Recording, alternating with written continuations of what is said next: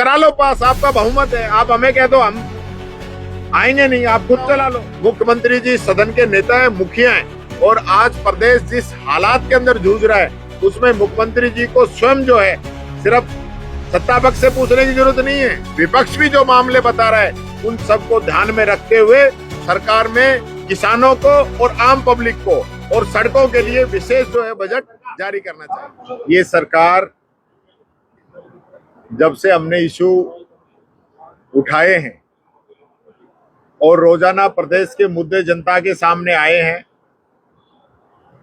उससे सरकार घबरा गई है और सदन के अंदर चर्चा से बचना चाहती है। आज जिस प्रकार से सदन के अंदर गतिरोध बना, यानी कानून व्यवस्था, चोरियों पे क्वेश्चन लगा, उस चोरी के क्वेश्चन का जवाब तक मुझे नहीं पूछने दिया गया और सिर्फ गोलमाल करने का काम किया।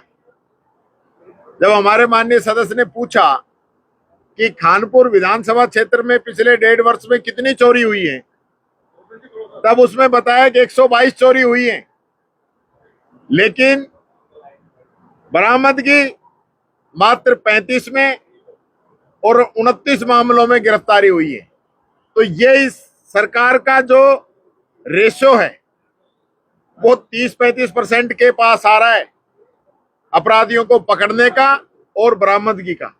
मैं पूछना चाहता हूं इस सरकार से कि कल कौन से आंकड़े पेश करके गए थे आप? कल कौन से आंकड़े आपने पेश किए थे? और जब आज कानून व्यवस्था का कल हमने इतना बड़ा मुद्दा उठाया और आज उस पे क्वेश्चन मैंने पहला ही सप्लीमेंट्री इस पे पूछा तो उसी का जवाब नहीं दिलवाया गया। सदन की मर्यादाओं को ये लोग तार तार कर रहे हैं, खुद सदन चलाना नहीं चाहते। कल आपने देखा होगा चलते बिल के अंदर हमारे सदस्यों का अधिकार है थर्ड स्टेज पे बोलने का, लेकिन थर्ड स्टेज पे हमारा एक भी सदस्य नहीं बुलवाया और बिल पास करा के ले गए। तो लेकिन ये जो तरीका है ये गलत है। राजस्थान की विधानसभा पूरे देश के अंदर समृद्धशाली विधानसभा है। यहाँ पक्ष विपक्ष ने बड़े बड़े फैसले किए हैं। कोई बिल आता है उसमें कमियां भी होती हैं, कुछ अच्छाइयां भी होती है, उनका पता जनता को चलना चाहिए। मुख्य उद्देश्य तो विधानसभा का बिल का ही है। और बिल पे कल सुभाष गर्ग जी कितना अच्छी उसके बारे में बता रहे थे, आपने उनको बोलने से रोक दिया।